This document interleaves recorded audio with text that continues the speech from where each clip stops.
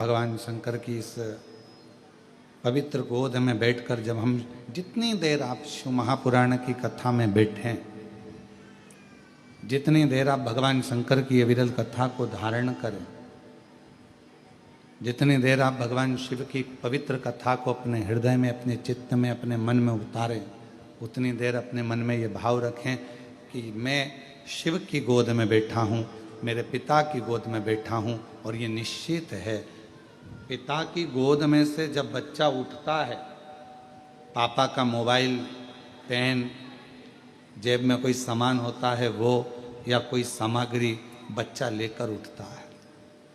और आप जितनी देर शिव महापुराण की कथा में अपने पूर्वजों के उद्धार के लिए, पितरों के मोक्ष के लिए, श्राद्ध पक्ष में, पितृ पक्ष में ये पवित्र कथा को सुन रहे हैं, तो ये मान कर चलना कि आप भी खाली नहीं उठोगे, पिता से कुछ ना कुछ लेकर जरूर उठोगे, प्राप्त कर। शिव को मानकर, अपना बाबुल मानकर, अपना पिता मानकर जब हम उसके पास में बैठते हैं, उसकी गोदी में बैठते हैं, उससे अपने मन की बात, अपने हृदय की बात कहते हैं, तो शिव उसको स्वीकार करता है, भगवान शंकर उसको स्वीकार करता है। कुबेरेश्वर धाम के जब चित्र देखते हैं, फोटो देखते हैं या वीडियो देखते हैं, तो उनके मन में भाव उत्पन्न हो जाता है कि एक बार जरा जाके देखें, तो दर्शन तो करें।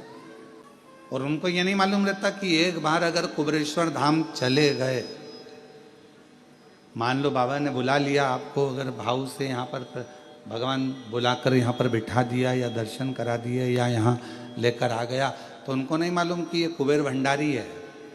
एक बार अगर हाथ पकड़ लेता है तो वो बुलाता ही रहता है, फिर छोड़ता नहीं,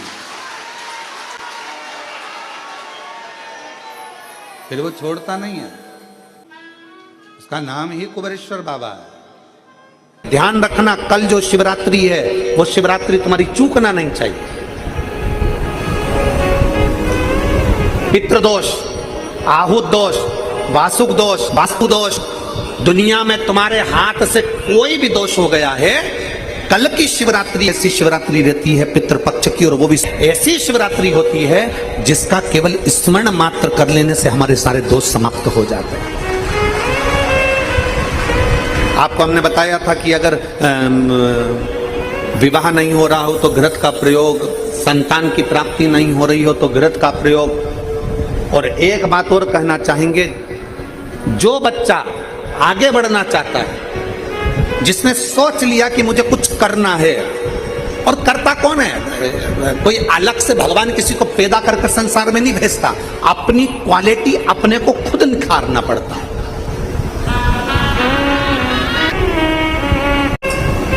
पितृपक्ष के अवसर पर नवयुवक बेटा बेटियों से निवेदन करूंगा, तुम में वो क्वालिटी है, अच्छी मेहनत करो, खूब पढ़ो, चौगनी मेहनत करो।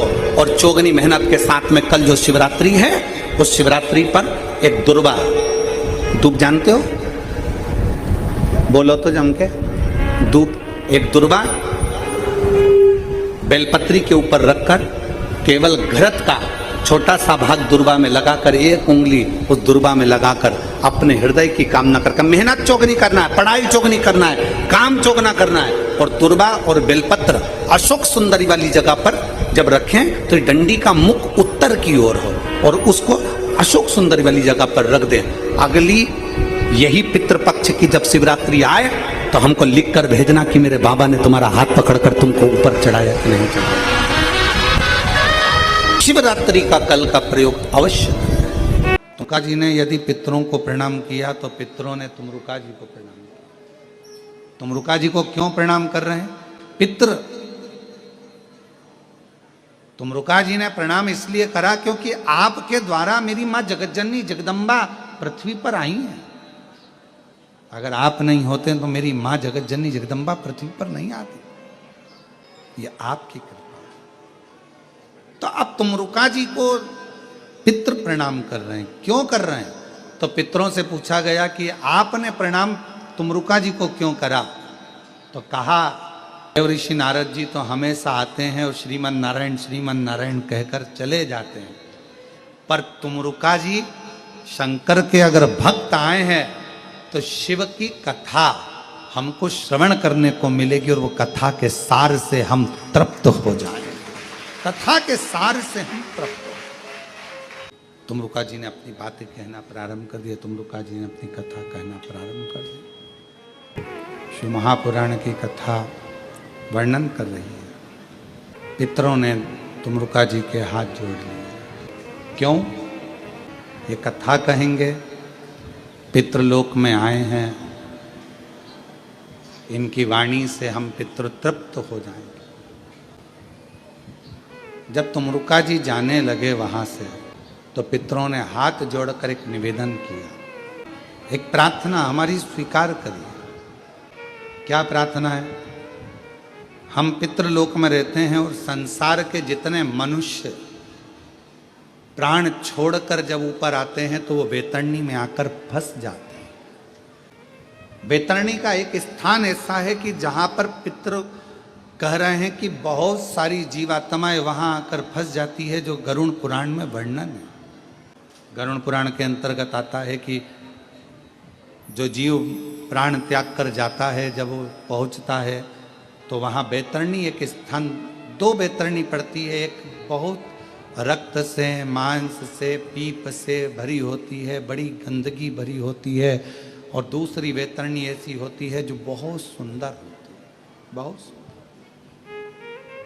तो जो रक्त से, मांस से, पीप से जो भरी हुई वैतरणी है, वहाँ बहुत सारे संसार के जीव भटके पड़े हुए हैं, बहुत जीव भटके पड़े हुए हैं।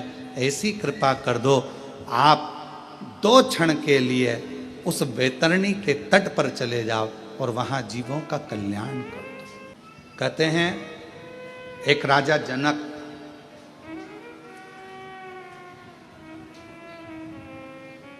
बहुत पुण्य करा था, बहुत पुण्य। राजा जनक जी ने अपने जीवन में बहुत पुण्य करा, पर एक छोटा सा पाप कर्म भी हो गया। क्या पाप कर्म कर गए? थोड़ा सा कर गए।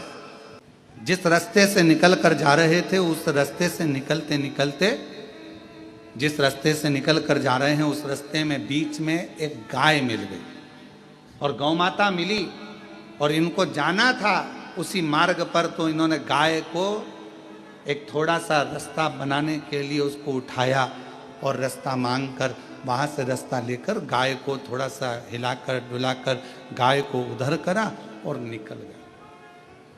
हिलाकर डुलाकर गाय को उधर से उधर निकल गया। तो जब जनक जी पहुंचे तो ऊपर पूछा कि इनके पुण्य पुण्य बहुत सारे, हाँ, पर एक छोटा सा पाप कर्म कर बैठे कि जहां से निकल कर जा रहे थे बीच में गौमाता आ गई थी, तो रास्ता इनको उधर से घुमा लेना था, पर ये उधर से ना घूमकर गाय को हटाए और फिर निकल कर गए हैं। तो कहा अब राजा जनक जी के पुण्य और थोड़ा सा जो भाग आया है, तो इसको कहीं ना कहीं किसी ना किसी रूप में फल तो भोगना पड़ेगा। कर्म का फल तो सबको भोगना।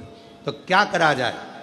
तो एक काम करो, राजा जनक को जाना वैकुंठ ही है, क्योंकि काम अच्छा करा है, पुण्य का कार्य कर रहा है। पर इन्होंने जैसे गाय को थोड़ा सा हटाया, टर्न करना था, हटाया, तो एक काम करो, इनको लेकर तो तुम वैकुंठ ही जाओ, पर थोड़ा सा नरक में से घुमाते हुए लेकर जाओ। जरा समझिएगा, नरक में से घुमाते हुए लेकर जाओ। और जब राजा जनक उस नरक लोक में से निकल कर जा रहे थे, तो राजा जनक जी के शरीर की हवा जो चल रही थी, तो तरंग शरीर को छूकर जितने नरक में जीव भोग रहे थे, उन जीवों के शरीर पर वो हवा लग रही थी। तो सब चिल्लाने लगे, राजा जनक जी, आपसे हाथ जोड़कर निवेदन है, थोड़ी देर और रुक कर कर जो हवा हम तक आएगी, कम से कम हमें नरक का भोग कम भोगना पड़ेगा और हमारी मुक्ति होगी, मोक्ष हो। एक राजा जनक और तुमरुका जी का चरित्र करा है कि तुमरुका जी जाकर खड़े हो गए, और जैसे ही तुमरुका जी जाकर खड़े हुए, तुमरुका जी ने अपनी वीणा उठाकर, अपना करताल उठाकर, श्री शिवाय नमस्तुभ्यम हर हर। अब लोग समझ नहीं पाए, जो बैतरणी में फंसे थे उनको समझ में नहीं आया कि हर हर महादेव क्यों कर रहे हैं। हर हर का मतलब होता है कि हमारी जिंदगी के जितने दुख हैं तुम हर लो, हमारे जीवन के जितने कष्ट हैं हरो, हमारे दुख हरो, कष्ट हरो, दारिद्र हरो, तकलीफ हरो, हर हर महा। जो कहा हरो, हर हर, जो कहा तुमरुका जी ने, तुमरुका जी के बोलते से ही, उनकी वाणी से जो शब्द निकले, वो निकलते से ही जितने वेतरणी में फंसे पड़े थे वो सारे की सारे तृप्त होकर देवलोक की ओर आगे बढ़ने लगे। सब आने लगे। तुमरुका जी नारद जी के साथ वापिस हाथ जोड़ लिया पितरों ने। आपने इन जीवों का कल्याण कर दिया, आपने इन जीवों का उद्धार कर दिया, इन जीवों का आपने कल्याण कर दिया। दया करी आपने, करुणा करी आपने, बड़ी बड़ी करुणा करी है, बड़ी कृपा करी है, जो इन जीवों का कल्याण। हम शंकर के नजदीक में, हम शिव के पास में, हम शंकर भगवान के करीब में जब जब जाते हैं, जब जब पहुंचते हैं, शिव महापुराण की कथा कहती है शंकर भगवान को एक लोटा जल चढ़ाने वाला मनुष्य, शिव जी का श्री शिवाय नमस्तुभ्यम बोलने वाला मनुष्य, शंकर भगवान का भजन करने वाला मनुष्य यदि किसी मार्ग से निकल कर जाता है और उस मार्ग से कोई ऐसा व्यक्ति आ रहा है जिसने जिंदगी में बहुत पाप कर्म करा है, तो भी उस व्यक्ति का दर्शन, जो जल चढ़ा कर आ रहा है, श्री शिवाय नमस्तुभ्यम बोल कर आ रहा है, जो भगवान के मंत्रों का उच्चारण करता रहता है, नाम को जपता रहता है, उसका चेहरे का मात्र दर्शन हो जाता है तो वो पापी का भी उद्धार हो जाता है। तुमरुका जी की कथा कर रही है, तुमरुका जी का संवाद कर रहा है, तुमरुका जी का चरित्र कर रहा है। तुमरुका जी से पितरों ने कहा आप कृपा करें जो पितृलोक आए, आप कृपा करें जो वेतरणी के तट पर गए, आप कृपा करें जो संसार के इन जीवों के उद्धार के लिए आप पहुंचे। तो पितरों ने हाथ जोड़कर एक निवेदन और कर दिया कि हे तुमरुका जी, एक कृपा करना, पितृपक्ष के अंतर्गत जो भगवान शंकर के मंत्र जाप को जपे, जो पितृपक्ष में शंकर का अनुमोदन करे, स्मरण करे, नाम जाप जपे और शिव को एक लोटा जल चढ़ाए, तुमरुका जी उनके घर के पूर्वज कभी बेतरणी में ना फंसे, उनकी मुक्ति होती चली जाए, मोक्ष होता चले, उनका मोक्ष, उनकी मुक्ति। अब याद रखना, कथा सुनो, किसी के मरने के बाद यदि कथा श्रवण करते हो और कथा सुनते हो गरुड़ पुराण की, और गरुड़ पुराण में आप ये सुनते हो कि बेतरणी पर जाकर व्यक्ति वहां रुक जाता है, उसने जो दान करा, पुण्य करा, सत्कर्म करा, वो उसके सामने आता है। ये बिल्कुल सत्य है गरुड़ पुराण का संवाद। पर शिव महापुराण का संवाद कहता है यदि व्यक्ति चला गया और कोई ऐसा भी होता है कि जिसके पास दान करने के लिए कुछ भी नहीं है, धर्म करने के लिए कुछ भी नहीं, बहुत उसके पास कुछ भी नहीं है, नहीं है उसके पास इतना है। हमारे कुबेरेश्वर धाम पर, हमारे इस पवित्र भूमि पर, कुबेरेश्वर बाबा की धरा पर कई बच्चे ऐसे हैं जिनके पढ़ाई का खर्चा नहीं हो पाता, नहीं है उनके पास इतना धन, और बच्चों से पूछा जाता है क्यों बेटा पढ़ोगे? हाँ हमें पढ़ना है। तो पढ़ोगे? हाँ। कौन स्कूल में पढ़ते हो? वहाँ, परंतु हमारे यहाँ फीस जमा नहीं कर पाए, हम स्कूल नहीं जाते। उन बच्चों की फीस हमारा कुबेरेश्वर धाम भरने जाता है और बच्चों को फिर स्कूल भेजना प्रारंभ करा। नहीं है, कई लोग बहुत साधारण है, नहीं है उनके पास इतना धन कि वो नहीं दान कर सके, नहीं कर सके किसी के लिए 12वां का भोजन नहीं करा सके, 13वां का भोजन नहीं था उनके पास में, धन नहीं लुटा सके, कहीं धन नहीं दान कर पाए। तो शिव महापुराण की कथा को याद रखना, गरुड़ पुराण के साथ में स्मरण कर कर रखना। शिव महापुराण की कथा में तुमरुका जी से वचन मांगा गया, पितरों ने वचन मांगा कि पितृपक्ष में यदि कोई शिव को एक लोटा जल चढ़ा दे, पितृपक्ष में यदि कोई शंकर जी के नाम का उच्चारण कर ले, श्री शिवाय नमस्तुभ्यम, नमः शिवाय, ओम नमः शिवाय, अगर कोई पितृपक्ष में शंकर का स्मरण कर ले, भजन कर ले, कथा सुन ले या शिव को एक लोटा जल चढ़ा ले, तो उसके घर के पूर्वज अगर प्राण छोड़कर जाएं तो उसके परिवार का कोई भी जीव बेतरनी में ना फंसे, भगवान उसको उस बेतरनी से पार उतार दे। ये शिवता, ये तुमरुका जी का संवाद, ये तुमरुका जी का चरित्र वर्णन करता है। जब आप और हम भगवान शंकर के मंदिर में जाते हैं, एक लोटा जल समर्पित करते हैं, शिव का नाम लेते हैं, श्री शिवाय नमस्तुभ्यम कहते हैं, या पंचाक्षर मंत्र नमः शिवाय या षडाक्षर मंत्र ओम नमः शिवाय बोलते हैं, तो हमारे जीव अपने आप तरते हैं, पार उतरते हैं इस पितृपक्ष। इसलिए आप लोगों से निवेदन है, कल प्रदोष है, पितृपक्ष की प्रदोष। जब दिल से आप श्रवण करें, पूरा विश्व कल 1 बजे से 4 बजे तक कथा सुने और दिल से सुनकर अपने पूर्वजों को, अपने पितरों को वो भाग दे कि हमारी जो आज की कथा श्रवण करी है, हमारे पितरों को, हमारे पूर्वजों को प्राप्त, वो जीव भटकता नहीं।